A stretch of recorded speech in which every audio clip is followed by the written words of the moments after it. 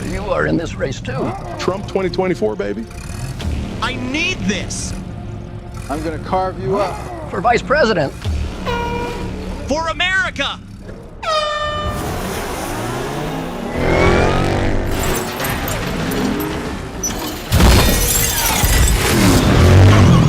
Holy cow.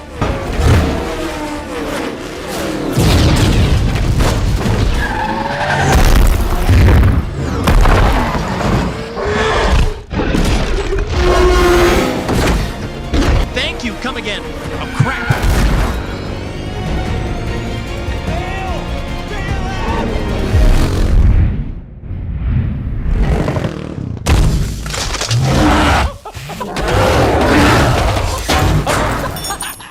What's up, guys? Boy, Benny. We are absolutely obsessed with Donald Trump winning in 2024 and obsessed with Donald Trump's VP pick for two reasons. Donald Trump is term limited, so he will only get one 4-year term in the presidency. And, well, you know what libs are capable of doing to try and kneecap him. And so, number two, you gotta have somebody who has your back. We saw what happened when you have a traitor and a Judas in Mike Pence in that position, and you must have somebody to carry forth the torch of MAGA to a new generation. That person must be young, energetic, willing to fight, and willing to fight on behalf of our nation. So the VP pick is unbelievably important. Some people have talked it down. Some people have said it doesn't matter. Maybe in normal times.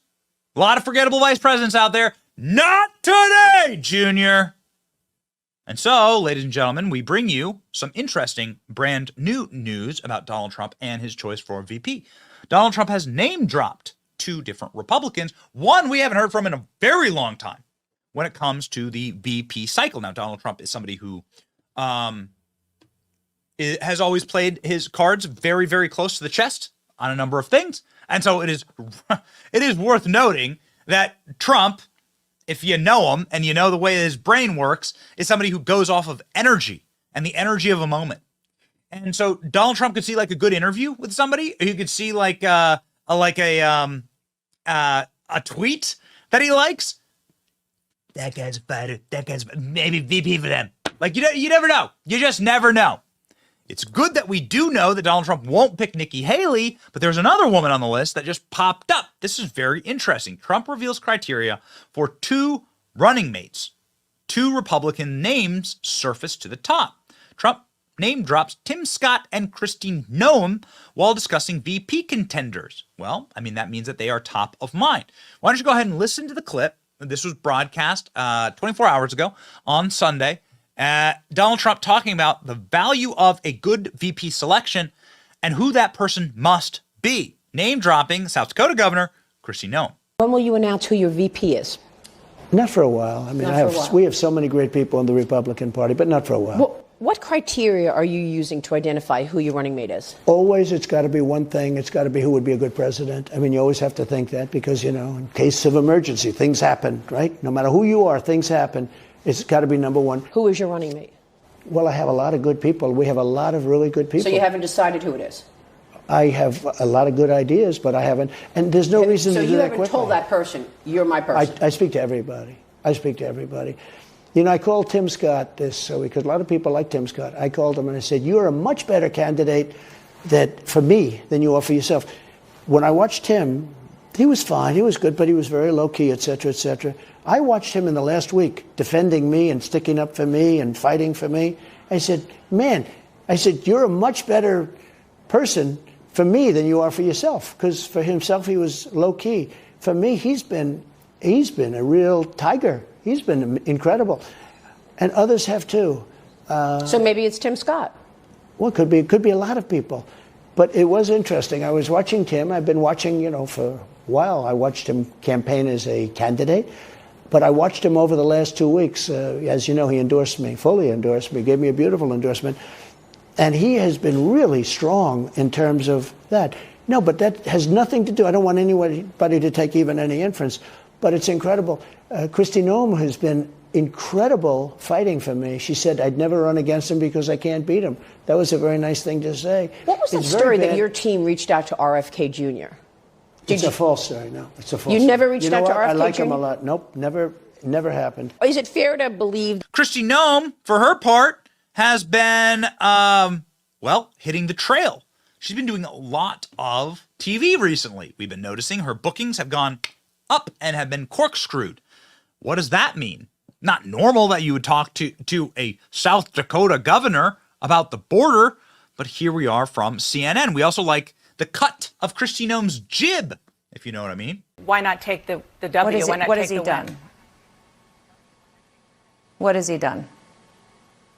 He's done nothing as far as actual policies and actually using the tools that he has. I sat 2 days ago with people that work for him that said this president is tying our hands every single day. He does not let us do our job. This president, we work for him, we work for the federal government, and we hate it. We hate our jobs and we hate what's happening to this country because he will not keep us safe. Kristi Noem has been out laying down cover fire, obviously, for Donald Trump. We are in critical time in our nation's history. Freedoms are under attack. The president is undermining and destabilizing our country, allowing an invasion of our southern border. It is escalating quickly. Quickly, we need the leadership of Donald Trump in the White House.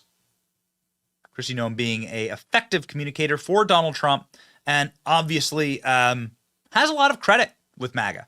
Like a lot of people really love her. They love her because in the year 2020, when Donald Trump wasn't allowed to do fireworks in Washington, D.C., this is what Kristi Noem did for him in South Dakota in front of Mount Rushmore. So unbelievably based. Check this out.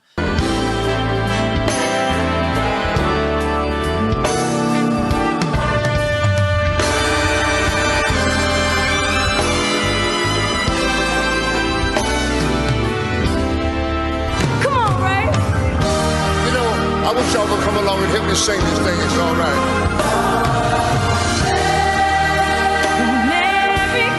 America. Oh, how I love you, America. Tim Scott's the other person mentioned there. Tim Scott's obviously been on the media rounds for Trump.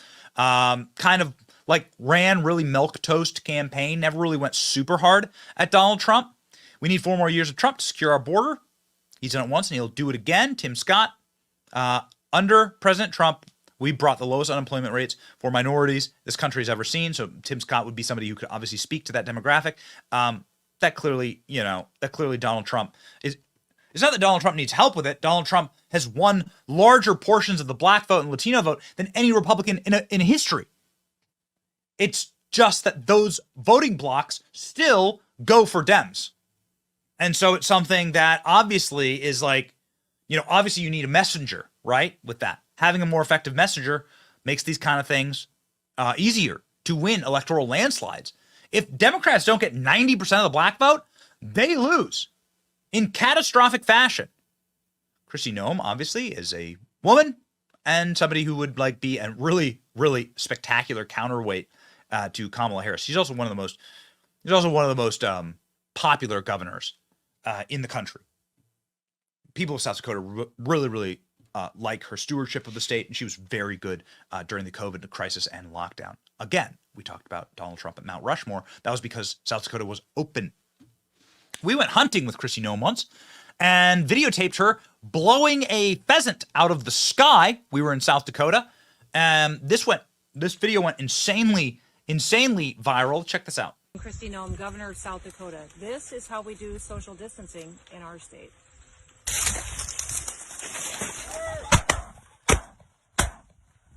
Less COVID, more hunting. That's the plan for the future. So I filmed that. Claim to fame. Told Kristi Noem, say something snappy about COVID, and people went insane. Animal rights activists went insane, but super based. You know what I mean? Awesome thing to do. So it went totally viral. Not Nikki Haley. Nikki Haley has the capacity to go viral in a bad way. Kristi Noem has the capacity to go viral in a good way, right? All it takes a little sprinkling of your boy Benny. Trump dispels rumor that Nikki Haley will be the VP pick. That's very good. He has said this now multiple times. Trump did say before the Iowa caucuses that he knows who it's going to be. Trump has gone on to say that it's going to be a household name.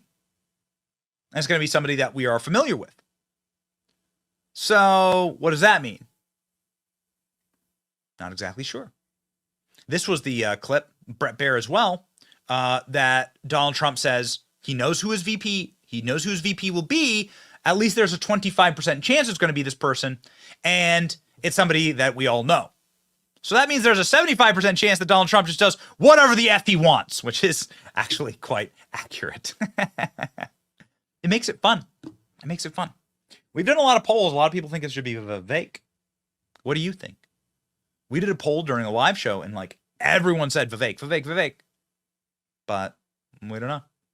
Glenn Beck straight up saying that Donald Trump, when he asked him, who should it be? He says, hey, Vivek's doing a great job. Be a great person to carry the torch forward. And then said something very interesting in this PBD interview. Said that Trump said, that's what everyone's telling me, which is very interesting. Based on our knowledge of inter-Trump workings, Trump calls like nonstop. Trump's on the phone with people, and he gets sort of a read from speaking with people that he believes are wise and from getting like information and advice like this. So it's worth noting that that everyone's telling Trump to pick Vivek. Well, that's just notable. Of course, also on the list is Tucker Carlson, but Tucker Carlson's in Russia interviewing Vladimir Putin. And what does that mean? I mean, I hate that this is the case, but I think that means that Tucker Carlson is not going to be VP. I think. There's just political realities involved in this, and I hate that they are the realities. But there are so many moving parts involved in becoming vice president that I think Tucker Carlson is now out of the running. But that's just one man's opinion. What do I know, right? Let's listen to Glenn Beck talking with Trump about Vivek. I think it's very, very interesting. Last week, Donald Trump called me and he said, any advice on who I should pick for vice president? Oh, really? Who do you think? Not that he's probably calling everyone. But that's great that you're on that list. And so he said, who do you think? And I said, I don't know how you're going to feel about it, but this is the day, I think it was the day he trashed Vivek. And I said, Vivek. And he said, why do you say that? He said, that's the number one response from everybody I've asked that question. And he said, why do you say that? And I said, A, he can defend you. He's right in your pocket. And while you're defending this, he's watching your back defending this. I said, also, I think some of his ideas are really, really good. Yeah. He connects with the youth, which now the latest of 18 to 24-year-olds that voted for Biden, they're not voting for Biden, but they won't vote for Donald Trump yet. So you get that lower vote, the people that are excited about, hey, something fresh and different. And then in 2028, when you can no longer run, you continue for another 8 years, right? And you get the credit for bringing this new, fresh face in. I said, I just think you become legendary. And what did he say to that? Well, we'll see. Who do you want, ladies and gentlemen? Somebody that we mentioned? Somebody we didn't mention?